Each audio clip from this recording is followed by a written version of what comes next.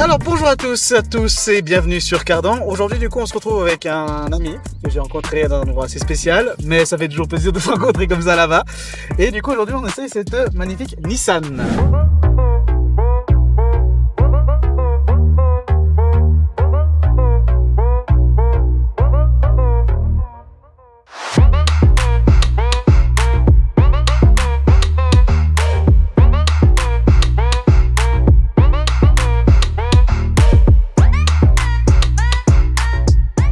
Tu dois nous dire un peu sur cette voiture, tu l'as acheté comment est-ce que tu l'as modifié, est-ce qu'elle était pour ton origine, qu'as-tu fait dessus? Alors à la base c'est une Nissan 200SX S14 version Cookie de 1998.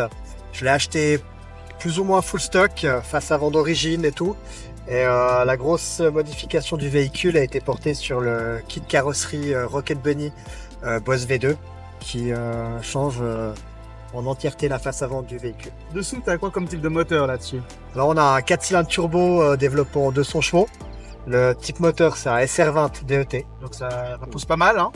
Ça on a pu le contester. Enfin, justement, on a déjà fait l'essai routier, là on tourne justement juste à la fin. Mais du coup, on va quand même faire un petit peu les cours de cette magnifique Nissan. Mis à part que je l'ai juste surkiffé, c'était vraiment un gros plaisir à conduire. Est-ce que tu arrives à nous ouvrir un peu le moteur? Enfin le capot du coup, parce que le moteur, t'es là jusqu'à demain. Oh, un gros machin truc bidule qui fait piou-piou.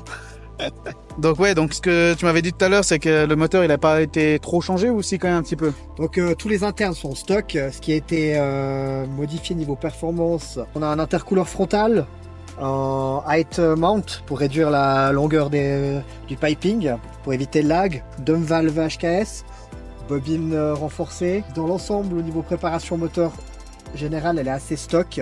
On a surtout joué sur la wastegate et la gestion du turbo avec le boost controller pour augmenter la performance du véhicule qui, comme je le disais, était de 200 chevaux d'origine et on est monté à un passage au bond à un petit 250 chevaux safe. Ah ouais, donc ouais, un petit peu modifié. L'intérieur du coup, comme on a pu voir avant, bah, il est aussi un petit peu modifié.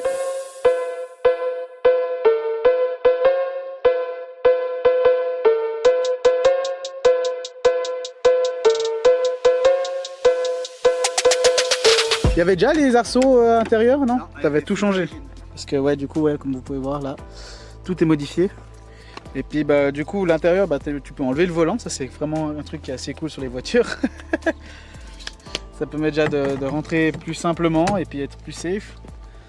Et puis ouais, donc tu m'avais parlé de ces nanomètres qui sont là-bas, ça c'était aussi... Nanomètre de pression d'huile, température d'huile et pression du turbo. Ouais. Et un peu plus bas, on voit sur la console centrale, tu as l'AFR pour la richesse. Ah ouais, ici. Ouais, donc c'est clair que voilà, c'est un beau bijou. Tu la vends, c'est ça? Exactement, ouais. Tu vas t'en séparer, mais je crois qu'elle est déjà prise, donc pas besoin de faire de la pub sur cette vidéo. Elle n'est pas encore vendue. Ok, donc on peut quand même faire un petit peu de pub. Cette voiture elle a été produite dans les années combien déjà à peu près? Elle est de 98. 98. Première millésime, la Zenki, elle est de 94. Et celle-ci, c'est le dernier millésime, la phase 2 en cookie de 98. Ah ouais, donc même année que ma Jaguar, mais en meilleur état que ma Jaguar. Il y en a qui prennent plus soin de leur voiture, j'ai l'impression. Comme j'ai relevé avant dans la vidéo, là on peut voir qu'il y a la phrase les objets dans le miroir paraissent plus loin. Plus proche ou plus loin si jamais? Je sais jamais. More closer, donc plus près qu'est-ce qu'ils sont en réalité. Donc ça fait référence à la scène de Jurassic Park. Enfin, c'était dans les normes américaines et Jurassic Park s'en est inspiré. Niveau jantes, c'est des... SSR MS1 en 3 parties. On est en 10,5 ET-26 à l'arrière et en 9,5 ET-13 à l'avant. Est-ce que tu as fait un angle sur les pneus ou pas du tout? Non, j'ai l'origine avec le rabaissement, elle avait un carrossage et j'ai fait en sorte d'avoir le moins de carrossage possible parce que je préférais pour le fitment du véhicule et puis pour la tenue de route par rapport à comment je conduis. Tu as enlevé l'antenne? Oui. Pourquoi? T'écoutes pas la radio? Pas la radio. Les redevances sont trop chères. C'est ça, surtout maintenant que la DAB+. C'est clair qu'à l'arrière, t'as plus beaucoup de place. De base, elle a 4 places de base. À la base, c'est une 4 places. 4 places même, pas 5 places. Les phares arrière, c'est aussi d'origine, ça je pense. Ouais. Petit détail que j'ai fait et que j'en suis assez fier, c'est vu que le kit carrosserie reprend le design des vieilles Datsun des époques, j'ai modifié à l'imprimante 3D le logo Nissan en faisant inscrire Datsun à la place. Ah, c'est fait en 3D? Ouais. En imprimante 3D? Ouais. Oui, je pensais que c'était d'origine. Non. Tu nous expliques ça par contre? 4 bacs HKS Donc, pour ceux qui connaissent, c'est une très bonne marque japonaise d'échappement avec sortie du turbo. Donc on a une elbow Tomei, une downpipe Grady, on a toujours le kata d'origine et on finit avec le catback justement HKS. Ah ouais, donc c'est gros. C'est gros, mais c'est vraiment gros. Je pense que mon doigt, ma main, elle passe entière. 110 mm. Putain, Si je me souviens bien. putain, t'as abusé là. L'aileron, enfin l'aileron, c'est pas un aileron, c'est un spoiler. L'aileron Wings, on pourrait dire plutôt comme ça. type Rocket Bunny qui va avec le kit. Tu peux faire de la NASCAR avec ce truc, Ouais, exactement. parce que regardez la hauteur, même le mur de la Thaïlande est moins gros que ça. Et puis l'élargissement des ailes, donc Qui fait partie du kit Exactement. d'origine. Le kit reprend donc toute la face avant avec capot, pare-choc avant, les ailes avant, les bas de caisse, les ailes arrière et puis le spoiler de la malle. Et puis ça c'était Ça c'est un autre aileron rajouté, garage Varie si je me souviens bien. les sièges baquets, tu les as aussi Installé avec installés, l'arceau, tout ça, le ouais. harnais et tout. Passage par le DTC pour l'homologation en Suisse. Purée, ouais. C'est clair que la Suisse elle est assez chiante avec ça, c'est ça qui est toujours assez embêtant. Mais ouais, mais du coup c'est vrai que cette face avant elle est quand même assez magnifique quoi. Des fois t'as plus de feu anti-brouillard aussi. Non. Indicateur de Datsun. Il y avait de base, il n'y a pas le logo Nissan sur cette face avant. Non. Parce que Ouais. vu que c'est un kit Rocket Bunny, il n'y a pas de logo Nissan, c'est le kit. C'est le kit qui le fait. Ils font des kits pour plusieurs types de voitures japonaises et autres. Ce que tu m'avais dit aussi, c'est sur le capot, tu avais rajouté ces Voilà, sorties ça, là. j'ai une modification personnelle, c'est des écopes d'extraction d'air que j'ai trouvé aux États-Unis, que j'ai installé pour vraiment encore plus personnaliser le véhicule à ma sauce. Bon, bah, après avoir fait ces belles paroles, on va aller rouler. Du coup, maintenant on se retrouve pour l'essai routier. Boîte manuelle, c'est magnifique. Oh putain, il est long ton manche. Alors, c'est la première fois que je la prends en main du coup, mais c'est incroyable déjà le ressenti. Ah ouais, faut sentir l'embrayage. Ah, c'est incroyable. Mon Dieu, j'adore.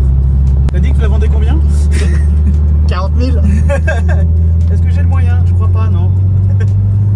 Ah mais franchement c'est incroyable. Ah ouais, on n'a rien en dessous de 3000, mais dès qu'on est au-dessus de 3000, ça part. Ah c'est incroyable. Mais ouais, franchement en tout cas c'est clair que Nissan fait toujours des assez bons modèles, en tout cas j'aime bien. J'aimerais bien essayer une fois une GTR, ça c'est sûr que ça serait vraiment ça serait un truc incroyable de pouvoir essayer une GTR. Après elle a des propulsions, donc j'ai eu déjà des propulsions, comme vous le saviez, j'avais c'était tout simplement la Jaguar V6, mais elle avait 218 chevaux, donc c'était pas trop propul, mais ça partait quand ça voulait partir. Et là, juste le son du turbo, il est incroyable. Quelle banque vous me prêterez 40 000 s'il vous plaît? En tout cas, c'est un beau modèle que t'as. C'est sûr.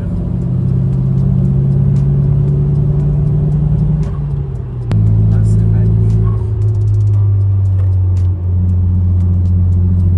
Ah ouais,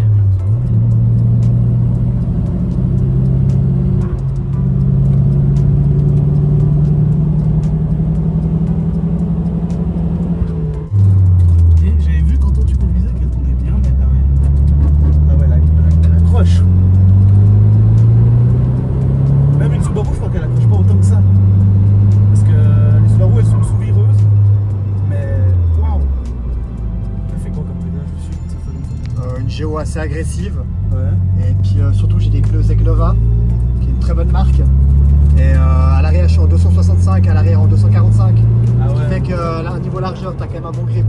Ouais, bah ouais, ça je pense bien. Après je suis en amortisseur Fiat Tide. Et voilà, c'est un petit combo sympa. Ouais. Après, j'ai l'impression d'être dans une voiture de rallye là, franchement.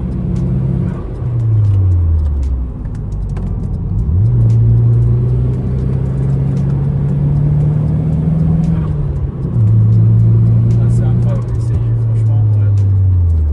Ça, c'est sûr que c'est une des meilleures caisses que j'ai pu essayer pour l'instant. Bon, la Lamborghini elle était bien, mais c'est vrai qu'on perd le fait que ce soit une voiture parce que c'est trop bling bling. Et puis, franchement, c'est pas ce que j'aime bien chez les voitures. Donc dans celle-ci, ce que j'aime bien, ce que j'ai réussi à créer dans la voiture, c'est un caractère, un esprit. Avec les harnais, l'arceau, le volant, le compteur. Ouais, c'est clair. En tout cas, c'est clair que il y a un esprit, puis c'est ça qu'on aime retrouver chez les voitures. Dans une voiture, c'est que l'esprit, l'âme qui l'habite. Parce que chaque voiture a son esprit. Je vais quitter une poule. Mais ouais, c'est clair que c'est pas... Les Lamborghini, elles ont une âme, elles ont... Donc les voitures bling bling, elles ont une âme, elles ont quelque chose. Mais après, c'est l'âme vraiment du riche. Et puis l'âme de... J'ai de l'argent, je peux sortir cette somme. Donc voilà, c'est pas très agréable. Parce qu'on a peur de la briquer, on a peur de tout. Et quand on roule avec ça, c'est clair que c'est... Bon, tout le monde nous voit, tout le monde nous regarde, mais ça aussi, même presque plus, j'ai l'impression. Parce que c'est autre chose. Les Lamborghini, on en voit beaucoup. C'est connu, c'est pas quelque chose de très... Comment on pourrait dire ça? C'est pas quelque chose de très rare. Tandis qu'une voiture comme ça, modifiée, préparée, aussi bien préparée que ça, parce que vraiment là, j'ai eu aucun mal à la prendre en main. Alors que d'habitude, la Lamborghini, j'ai quand même dû prendre un certain temps, mais bon, aussi, bon, je connais assez bien la route, donc ça me permet de bien aider aussi, mais franchement, là, je suis vraiment surpris de ce que tu as pu faire avec cette voiture. Et franchement, bravo. Hein. Merci. Et je pense que ça doit faire un petit pincement au cœur de devoir la quitter. Oui et non, parce qu'on passe à un autre projet. Et on fait toujours mieux. Toujours. Parce que toi, t'as une... tu m'as dit que tu avais une Dodge à côté. Hein. Exactement, une Dodge Challenger V8. Ça doit être différent quand même, je pense. Ah, l'amour du V8 reste quand même présent. Reste présent et t'as touché un V8, tu peux que rester amoureux des V8. Moi j'ai touché un V6 avec la Jaguar. C'est incroyable. Pour ceux qui se rappellent de l'extrait de la Jaguar, on avait enlevé la ligne. Maintenant il y a l'extrait.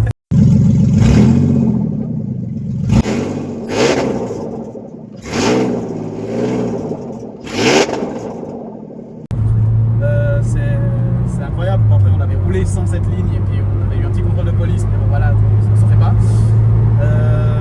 Mais franchement c'est clair. Et puis là vraiment le moteur il chante vraiment, il est là pour chanter. Et puis voilà quoi, c'est clair que c'est impressionnant.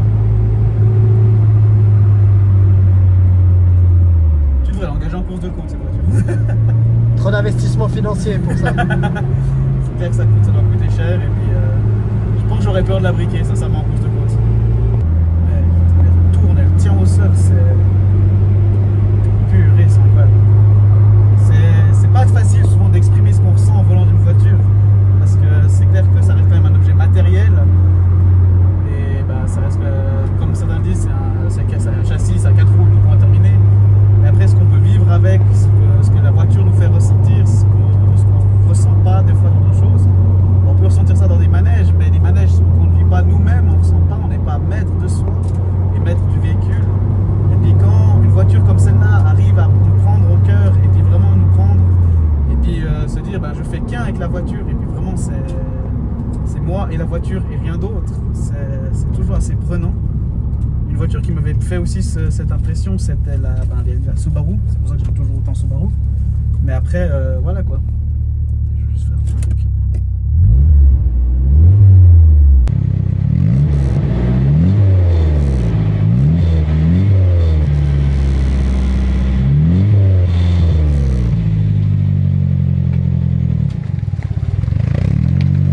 Donc voilà, on finit cette vidéo là-dessus. J'espère que ça vous a plu de voir un peu une voiture un peu pas très commune. La dernière vidéo normalement qui est sortie c'est celle de la Lamborghini, mais voilà, prochaine on va essayer de faire une petite Ferrari. Les deux voitures que j'ai pu essayer là en duo mais j'étais passager, j'ai pu les retrouver et du coup on va voir directement ça là-dessus. Mais franchement ouais, c'est clair que c'est un très beau modèle. Comme il a dit, si jamais vous voulez l'acheter, elle est à 40 000 balles. 40 000 francs pardon. Vous mettez si vous voulez son Instagram en description pour directement trouver si vous êtes intéressé. Du coup moi je vous laisse là-dessus. Je suis toujours Adrien et je suis toujours aussi déjanté. Vous avez pu le voir dans la montée, c'était pas très doux. Mais voilà. Donc moi je vous dis adieu et je suis déjanté. J'ai mal au dos.